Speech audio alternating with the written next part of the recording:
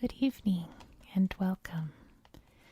Tonight we're going to be continuing the Countries of the World series by going over the history and geography of Sri Lanka.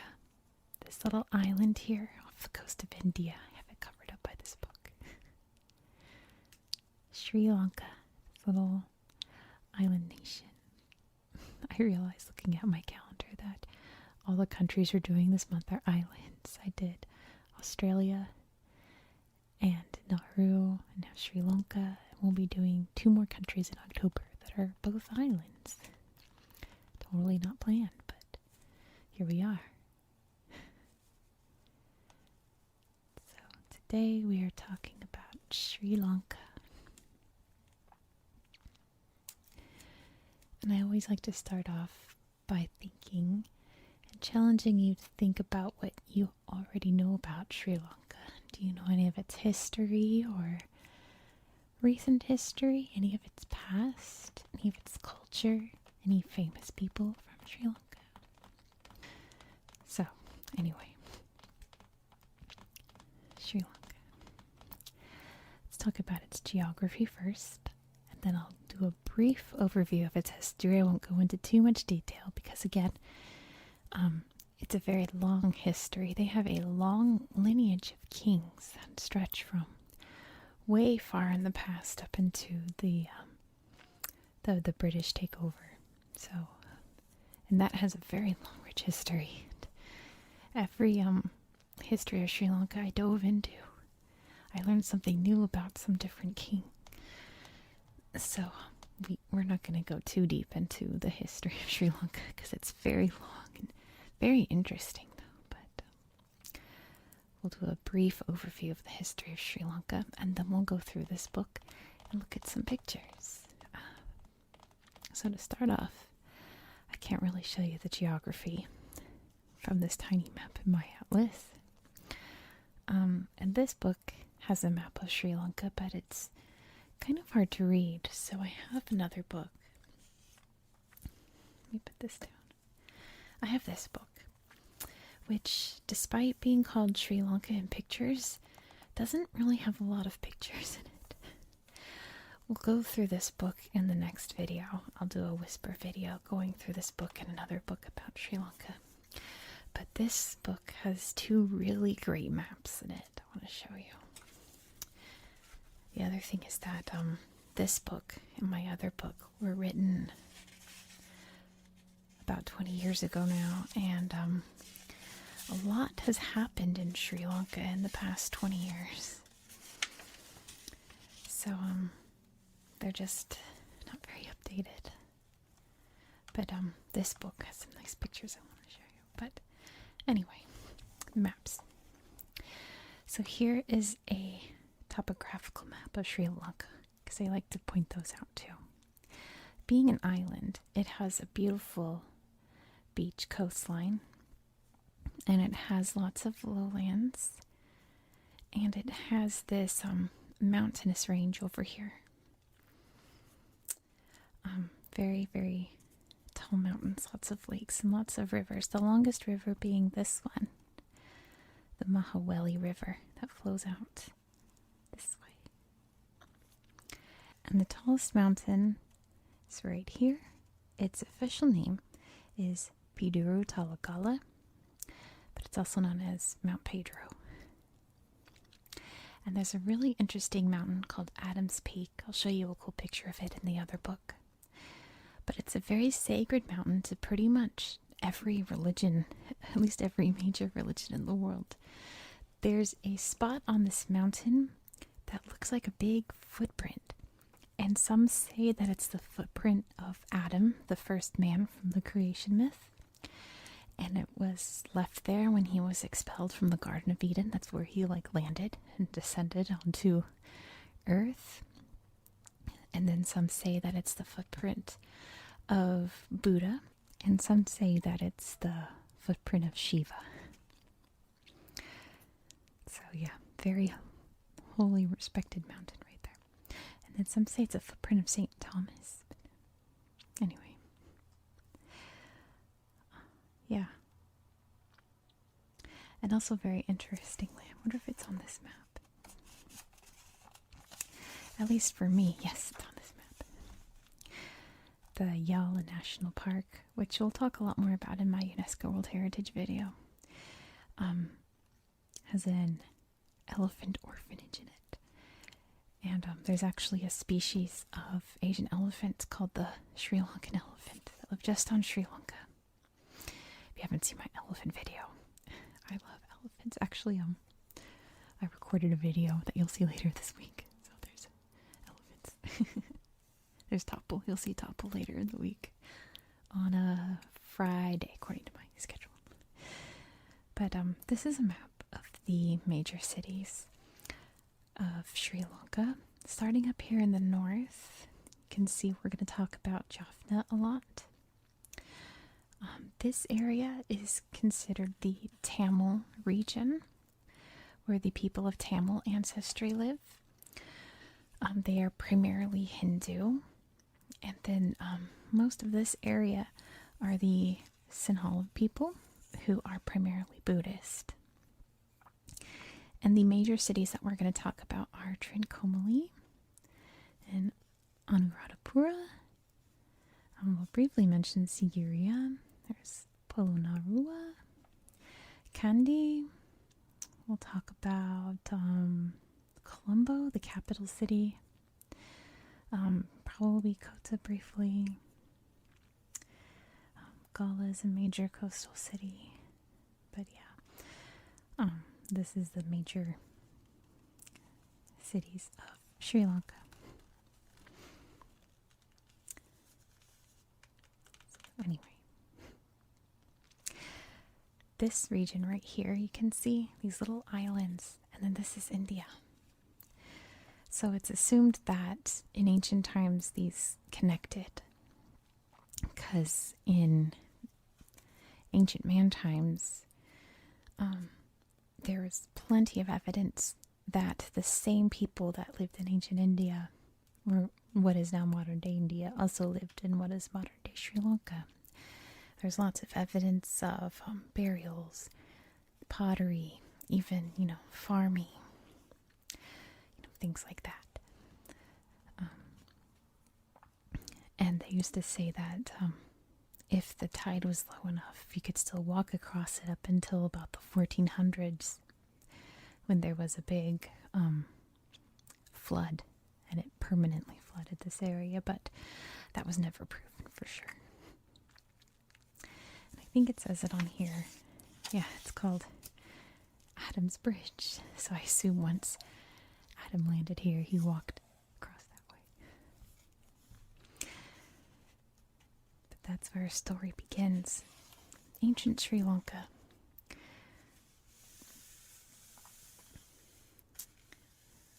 And Sri Lanka's gone by many, many different names. It's only been Sri Lanka for a couple of decades. So I also like to talk about how it got its name, right? So the first name it was actually given was Lanka.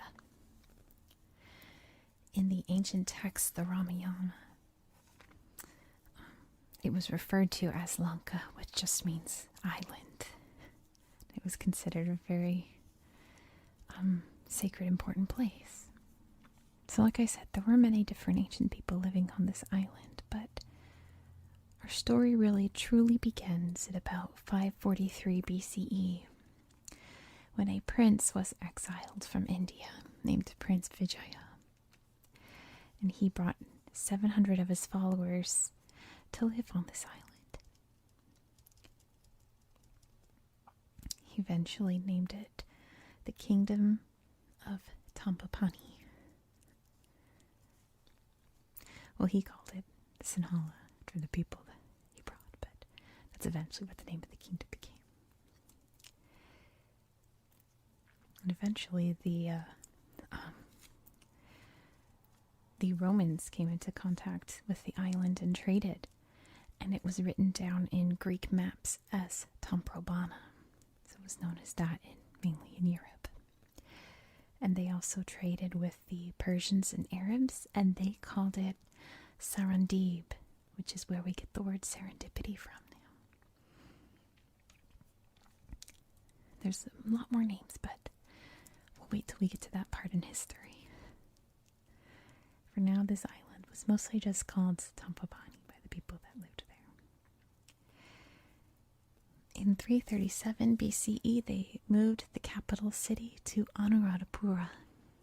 Just showed you before, it's about right here. And in 250 BCE, Buddhism arrived in Sri Lanka. And they loved the concept of Buddhism. Like a lot. Like the concept exploded in Sri Lanka.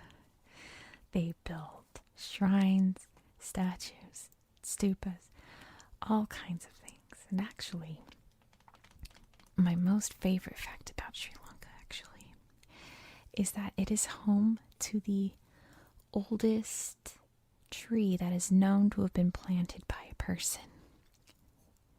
And that tree is apparently a sapling from the Bodhi tree that the Buddha was enlightened underneath. That's so cool to me. I think that's so awesome. And that tree's still alive, still going strong. That's so cool. Anyway, Sri Lanka, or, the island at the time, they loved their Buddhism. And over next door, Hinduism was really becoming popular, not so much Buddhism. So the Sinhalese really thought it was important to uphold the standards of Buddhism and preserve it in the area.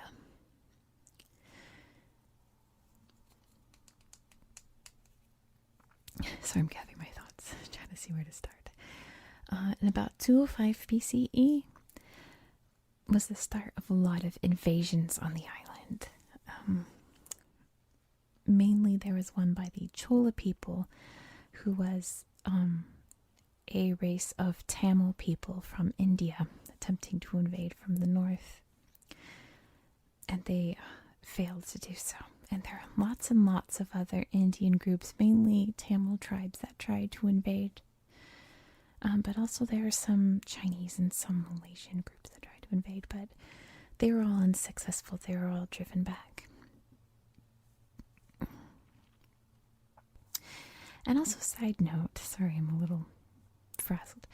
Around this time, just an important put a pin in it note, Sri Lanka became the first Asian country to have a female ruler, and her name was Anula of Anuradhapura. She ruled from 49 to 42 BCE. Just remember that for something that'll happen in the future. The Cholas invaded again in 993 CE, and they were successful that time. They invaded in the north, pushing the people that lived there further south. And inspired by that, they invaded the rest of the island in 1017, and they were successful. They kidnapped the king, took him to India where he passed away. They sacked Anuradhapura, and they relocated the capital to Polonnaruwa, just about right here. But fortunately, the same line of kings still managed to hold control of their land. They fought back and managed to win control of the island again and drive out the Cholas in 1070. And they managed to restore Buddhism because, of course, the first thing that the Cholas did was install Hinduism onto the island. So Buddhism was back in town. In 1215, a man named Kalingamaga arrived on the island. And weirdly enough, no one knows where he came from. It's suspected that he was from eastern India, but there's no actual evidence of where he was from. But he had a very strong army with him. And he said he was the ruler of the Jaffna kingdom. And he said he was taken over. And he invaded. And he took over Polonnaruwa, and managed to secure the north of the island and establish Jaffna, which you can see right there. You can see his legacy remains. And he, secured the Jaffna kingdom. Basically, the island was split in two. It left the southern part really fragmented and chaotic. The capital, since it was completely ransacked, floated around from city to city throughout the years, and at one point was split in two. It was in Kandy and in Kota. At the point of the next important milestone of our story, which is the white people arriving. Oh no, here they come. So, in 1517, the Portuguese arrive, and they establish the town of Colombo. Okay. And they named the island Silao. So there's another name for you, Silao.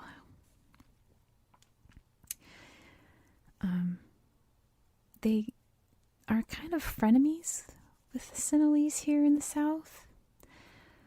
They don't really get along, but they are allowed to at least have this town and some control over the coastline. But they definitely do not get along with the Jaffna Kingdom up there. The Jaffna Kingdom were extremely anti-Catholic, which of course the Portuguese were. And the Portuguese were very worried that the Jaffna Empire was going to sign a treaty with the Dutch, their rivals. So they were keeping an eye on them. And at one point, the Portuguese also managed to seize control of, this area. So officially, the southern capital became Kandy right there. That was the head of the government. Where was I? Kandy. Oh, Kandy became the capital in 1592. So the Portuguese was watching, keeping an eye on everything on this island. They really wanted the spices growing on this island because there's cinnamon growing on this island. Very valuable spices. And also just a very good spot in the Indian Ocean, for trading. So in the early 1600s, the Portuguese had their moment when the king of the Jaffna Kingdom died and left his 3-year-old son as the king, with a regent who was very paranoid and killed anyone who could possibly usurp him, which left him really unpopular with everyone there, and left him in a really weak position. So the Portuguese saw their opportunity, swept in, and took over. And the Jaffna Kingdom was officially taken down in 1619. That was the end of them. The island was back as one, but in charge by the Portuguese, basically. But their worst fears came to fruition when the Kandians signed a deal with the Dutch, because the Dutch said, hey, we'll give you your port back if you sign a treaty with us. We'll kick the Portuguese out for you. They were like, sure. So, in 1638, the Portuguese and the Dutch fought a war over the island, and the Dutch won, and they took control of Colombo in 1656. But of course, the Dutch did not hold up their end of the bargain, and they kept the coastline to themselves. So basically, the island, this was all European territory. So all that was left for the islanders was about here. Up here in the mountains, that was all they had, just the kingdom of Kandy. That was it. So, here comes Napoleon, right? Ruining everything like he always does. He took over the Netherlands, which is the Dutch. So Britain, who's in control of India next door, is like, if Napoleon is controlling the Dutch, and the Dutch is controlling Silao, who's to say that they're just going to hop over next door? So they said, hey, the Netherlands, can we have just a port at Trincomalee, since we own so much land and we're friendly, can we have this port? And they were like, sure. And they worked out an agreement. And then once Napoleon had managed to ruin everything and make himself super weak, the British just went and took over everything. And they took over the island, and they renamed it Ceylon. So there's another name for the island for you, Ceylon.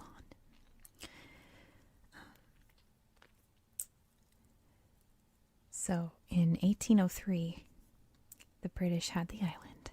They were like, we just need to get this part now. So they attempted to invade and failed. And they tried again in 1815 and actually succeeded because there were a lot of, I suppose, rebels, I'm not sure, who sympathized with the British and just pretty much opened the doors and let in the British and led them straight to the king. It was just like a bloodless takeover of the kingdom. And the kingdom of Kandy became no more, and Ceylon officially became British controlled at that time. And they started establishing coffee plantations all over the island, which was extremely profitable for them. And just two problems with that. Number one, with all the plantations that they built, you need a lot of people. And there weren't that many people in Sri Lanka. There was just not enough people to run all these plantations. So they encouraged a lot of Indian Tamils to move to Sri Lanka. That becomes important later. Just keep a pin in that too. Second, the working conditions in these plantations, as you can imagine, were not great. So there were a lot of rebellions, and the British don't handle rebellions very well. So the Ceylonese were not very happy with the British in control. In 1869, there was actually a leaf plague that infected the coffee leaves and killed them. So the plantation switched to tea leaves, and that was even more successful. And Ceylon tea to this day is considered some of the best tea in the world. It's still thriving. I think it talks about it right here, my Atlas tea in Sri Lanka. So that was extremely profitable for the British. So the Sinhalese and Tamil really started to work together, uniting against the British and the whole Western Christian mindset. Probably like literally the only time, literally the only time in history that the Sinhalese and Tamil actually worked together, like ever. Well, except for like right now, but still. The only time in the past, not modern history. In 1919, they formed the Ceylon National Congress because they realized that revolution wasn't working against the British Empire. It was, strikes. It was pushing reform. It was getting people, elected in positions who could actually use government power to make change. So that actually really didn't go anywhere. So they tried again in 1931. The only issue is the Tamil party, or the Tamils in this group, felt really underrepresented, which on one hand makes sense because they really made up like less than 20% of the population. So they wanted like a 50-50 representation in their group.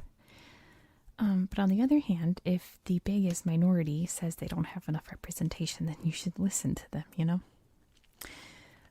However, once, they actually started getting reform happening, the Sinhalese did not follow through with any of the Tamils' wants and wishes, sadly. World War II happens, and Britain realizes they have a really strategic spot here in the fight against the Japanese. And they strike a deal with the Ceylonese and say, listen, if you help us fight, we'll grant you independence. And they said, deal. And it worked. They helped fight, and on February 4th, 1948, they were granted independence. D.S. Senanayake was the first prime minister of Sri Lanka, and he was a very beloved figure. He helped draft the first constitution, I suppose, of Sri Lanka, the first set of ruling ideas and how the government should be he was very beloved, and he died very young in a horse accident, so it's a tragedy. In 1956, a man named S.W.R.D. Bantananaike was elected the prime minister, who was also, beloved in some aspects, but also very hated in some others. For instance, he wanted to establish the Sinhalese Only Act, which would have established Sinhalese as the official language of Sri Lanka, which the Tamils were really offended by. We'll talk about it when I get to the language portion of my Sri Lanka week, because I'm going to do 2 videos, one on Sinhalese, one on Tamil, because they're 2 completely different languages. It's from completely different parts of the world. Different alphabets, different dialects, all of that. So declaring Sinhalese the official language completely isolates this whole other culture living in this land. So they weren't very appreciative of that. Also, there were extreme Buddhists in this country who did not like him because he was a very Western person. He dressed Western. He was Christian. He was just a very Western forward thinker. They didn't appreciate that. And they actually assassinated him in 1959. And guess who was elected in his place in 1960? His wife, Sri Bantanaraike. And she was the first female prime minister in the world. Way to go, Sri Lanka. Really the first women leaders in so many aspects. And she really kept pushing the policies of her husband, continuing his legacy. She suppressed coups right off the bat. There was a Marxist uprising that she pushed back. She really fought back against a lot of pushback to her tenure in office. She actually was prime minister, I think, definitely 2 times. I want to say 3 times, but definitely 2 times. But most importantly, in 1972, she helped pass a new constitution that officially made the country a republic and officially named it Sri Lanka. And it eliminated the position of Governor General, which is Queen Elizabeth II. It's a Commonwealth thing. And replaced that position with a president. So lots of countries that have prime ministers also have presidents. It's the thing. And Sri Lanka is one of them. And actually at one point in the 90s, her daughter was elected president and she named her mom prime minister. In the 1970s, the Tamils, some of them at least, were really starting to get fed up and were starting to take measures into their own hands. Like I say, every country has some kind of really horrifying history, and I try to talk about it as relaxingly and calmly as possible. And this is the part of the story that Sri Lanka has. So we're going to talk about it calmly and relaxingly and as less violently as possible. As impossible as that may seem. But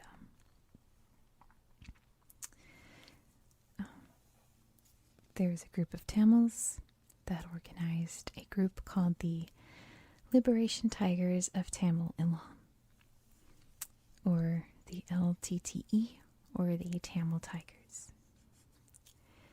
They were eventually declared as a terrorist organization.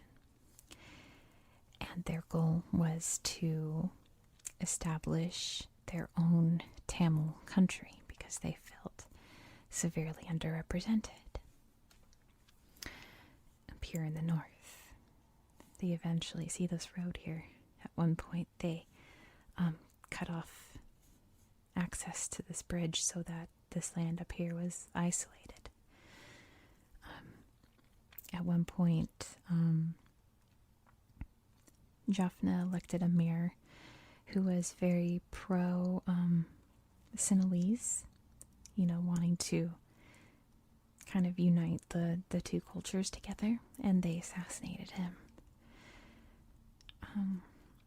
there's a lot of back and forth where the Tamil tigers would, lash out against some soldiers who were being too loud or something. So the government would retaliate against someone innocent, and so the tigers would lash out against them, and then they would burn down a building, and then it was a horrible back and forth. It was, in some sense, a civil war. In some sense, it was a terrorist movement. It was just a long, horrible mess. Sometimes the Indian government would send in their military to try to negotiate and try to work something out, but it never helped. They really did try to negotiate peace, but it never, ever helped. And the Sri Lanka government, they would go back and forth between trying to negotiate, and when it would fail, they would resort to violence. And once the violence got out of control, they did some really terrible things. Hundreds of thousands of Tamils fled the country because there are rumors of Tamil concentration camps. Some of the Tamil tigers were snatching kids to use as child soldiers. It was just a terrible time for them. But the Sri Lankan government was also not very innocent in this, I forgot where I was going with this. It's just really sad. Yeah, it was just a really, really sad situation. And this book and my other book, because like I said, so much has happened in the past 20 years. 2 of my 3 Sri Lanka books were written in the middle of this conflict, so they're all like, we don't know what will happen, or these conflicts are still ongoing. So as much as I would want to read things out to you, it's very outdated. But anyway, what happened with these people? In 2002, an official ceasefire was negotiated. The first true ceasefire that was fully obeyed by both sides, between the LTTE and the government. And, for the most part, it was obeyed. There was still, tension between the two, but no bloodshed, no fighting. And that worked itself out until 2004. On December 26, a massive tsunami swept across the Indian Ocean, devastating many, many countries, including Sri Lanka, where 35,000 people lost their lives, and of course countless damage. It was devastating. The Tamils insisted that the government was not distributing relief evenly. The government insisted they were. Arguments, negotiations, all backfired, so on and so forth. At one point, they were going to, was it Norway? I think Norway or Sweden. I forget. I should have written it down. They were going to Scandinavia to negotiate peace, and at one point the Tamils were saying that they didn't feel safe traveling. They felt that, something was going to happen to them while they were traveling. And so fighting resumed in 2006, and the government finally gave in and gave up on the ceasefire in 2008. And this was around the time the EU finally declared the Tamil Tigers as a terrorist organization. So the world was getting fed up with the fighting, and it was reaching ahead. Everyone was tired, and something had to be done. And the government and the military went in full force on these people. And the Tamil Tigers were officially defeated in 2009. And they are done. Wiped out. From what I can find today, there's still some tension between the Tamils and Sinhalese. How can there not after all those decades of fighting? But it's nothing like it was before. Not even close. there's getting along, you know, there's mingling and all that, but it's still very much this northern region is the Tamils, the southern region is the Sinhalese. It's still, you know, the island's still like 80% Sinhalese. Yeah, it's still, you know, the tension's still there, but it's not a violent one. It's not that rough. From what I can tell from looking online, at least. The only real recent disaster that's happened on Sri Lanka was the 2019 bombings from the Muslim extremists. They bombed some churches and hotels on Easter Sunday, attacking Christians who were praying and celebrating their holiday, sadly. But that was a, you know, terrorist fringe group, and all those who were in charge of that were brought to justice. So it was just a one-off fringe thing. It's very sad, very tragic, but anyway, that is the very brief history of Sri Lanka. So let's take a quick flip through of this book. First, look at this big old Buddha statue. Isn't that beautiful? I love these old Buddha statues. There's something so, I don't know, there's always something so ancient emanating off of Buddha statues, and then old Buddha statues. Oh, look how cute. Old Buddha statues just are like twice as revering looking, you know. They feel powerful. Let's look at the water. Gorgeous, gorgeous, gorgeous. Let me just show you the more important pictures in this book. It says everything is green. Oh, elephant. Very cute. And a monkey. Look at him. He looks like a little old man. Oh, how beautiful. Where is this? Trincomalee. It says, historically, Trincomalee was Sri Lanka's battleground, the scene of bitter fights between the Portuguese and the Dutch, and later between the Dutch and the British, rising from the sea as Swami Rock, and on it the ruins of the Temple of 1,000 Columns, wow, which was destroyed by the Portuguese in 1622. On January 23rd each year, Hindus make a pilgrimage here with offerings at sunset. Wow. And then here is Kandy. Very gorgeous.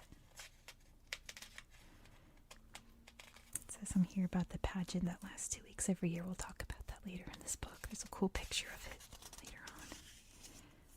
A little cart.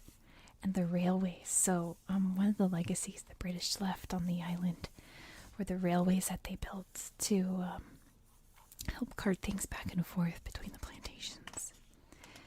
And they're still very active railways. Oh, here's Adams Peak.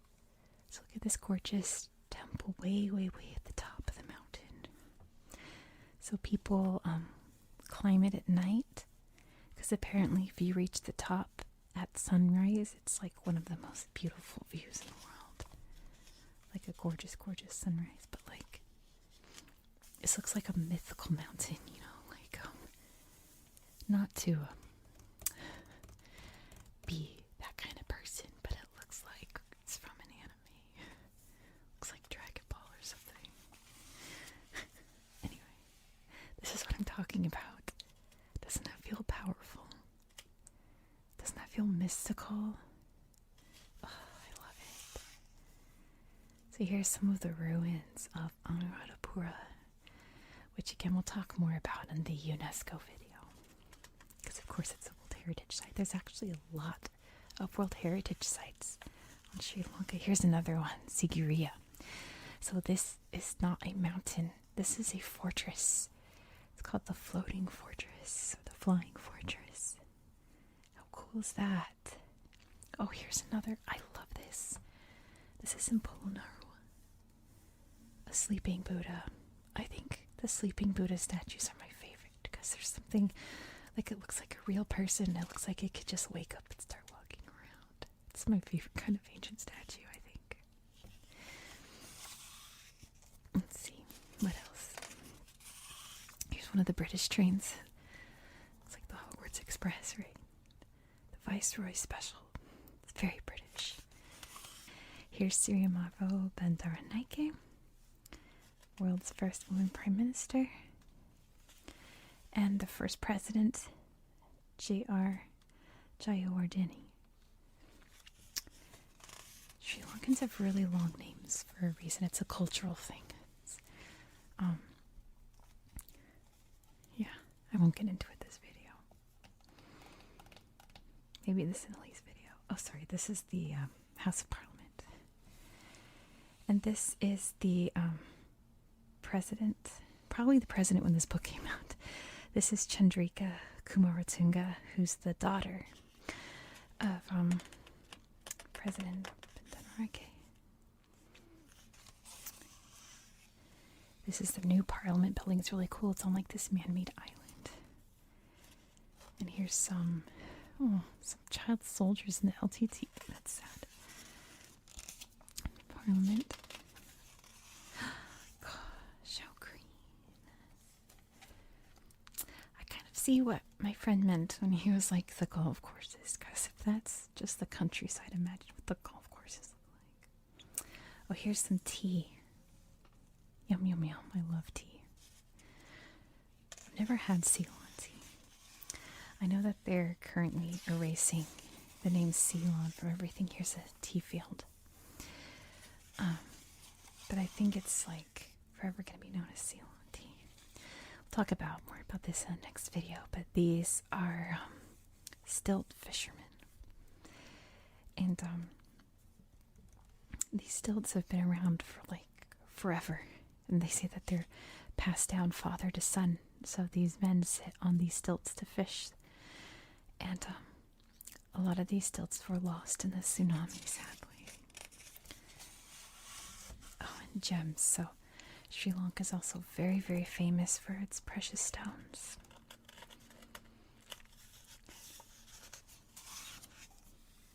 Get some clothes.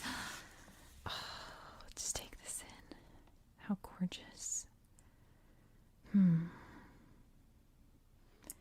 That's so relaxing right now. Look at this pretty orchid too. How nice. Elephants. Sorry. Look how cute. Sri Lanka is also home to a big elephant orphanage too. I think that's what this is talking about. Like UNESCO World Heritage. We'll talk about it later. There's a deer. And this gorgeous beach. Oh, so nice. Pretty waterfall. Cute. Oh, cute. I know I see that every video when we flip through pages, but this is Jaffna. It says. Cute. I just really, I love kids. So this is, it says this is a Sinhalese girl, and this is a Tamil girl. Looks like a woman though. Oh, cute. These are Burgher girls. The Burghers are descendants from the Dutch that settled. And they're also super cute. All kids are cute though, honestly. And here's a Muslim man, because Sri Lanka, of course, has a big Muslim population. Wow. Veda Chief, an Aboriginal Sri Lankan. He looks so cool. Oh wow, they're getting, look at her. Wow, what a queen. Balancing that. Look, it's a grandma with a baby. A cute baby. Bath time. Oh, how pretty. Look at that hair. Sri Lankan Tamil girl. She's gorgeous. Pretty teeth too. Look how lovely. Oh wow. Dressed to the nines. He's dressed for a wedding. Excellent. Perfect. Oh, pretty. What does it say? Sinhalese bride in a westernized sari. Oh, she looks lovely. And oh, there is a funeral on the next page, and you can actually see the body, so we're just gonna skip that. It's a cool shot of a barber shop. You can like see all the cool art on the walls. That's neat. Ooh, look at that. Gorgeous. Gold and shiny. So this is a replica of the Holy Tooth. And actually, here's the building where it's kept. The Sacred Tooth. So inside this building, no joke, is one of the Buddha's teeth. Like, that's wild. That's crazy to me. I mean, it's like, if you can preserve a piece of any like ancient famous person, that's wild to me. And the fact that it's like the Buddha, that's so cool. Like, of course that's sacred, it's his tooth. So you'll see it later, but obviously that's like insanely holy. And they, whenever it's like a sacred holiday, they'll have these replicas of the container of the tooth that they parade around. Isn't that crazy though? I think we talked about that in the Hammer video, where like there's this shrine that has a piece of his hair or something. That's wild. That's so cool. Oh, hello. You look so friendly. Oh, you look so charming. Oh, how cute. Muslims gather to pray at Gala Face Green in Colombo after fasting month of Ramadan. And then here's just a regular church service, apparently. It's not a holiday like this over here. Pretty church too, all lit up. Here's a coal walking, or fire walking, ouch. I'll show the next page because it's a face piercing thing. It's kind of a lot. So here's a good example of how you can see the difference between Sinhalese and Tamil. Two very different languages.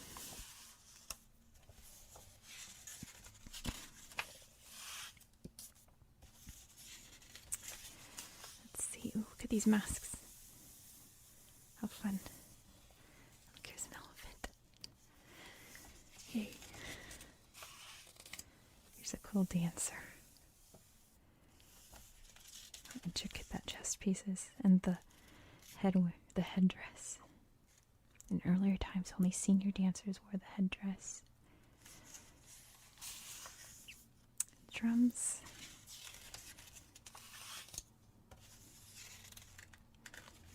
Pottery. Cricket. Time at the beach. Beautiful dance. Here's a Buddhist festival. This is called a pandal. It's a big wooden display that shows the life of the Buddha. And here's what I wanted to show you, of course. So this is the Isala Parahara, which is that festival in Kandy where it's basically like a 3-week-long parade, or 2-week-long parade. So this elephant is carrying the replica of the tooth. Just a big fancy procession that lasts a long time. Here's a really dramatic Good Friday celebration. I don't think Good Fridays are... Ooh. I'm trying to speed this along because this is running long, but that looks tasty. Some coconuts. A street vendor. Ooh.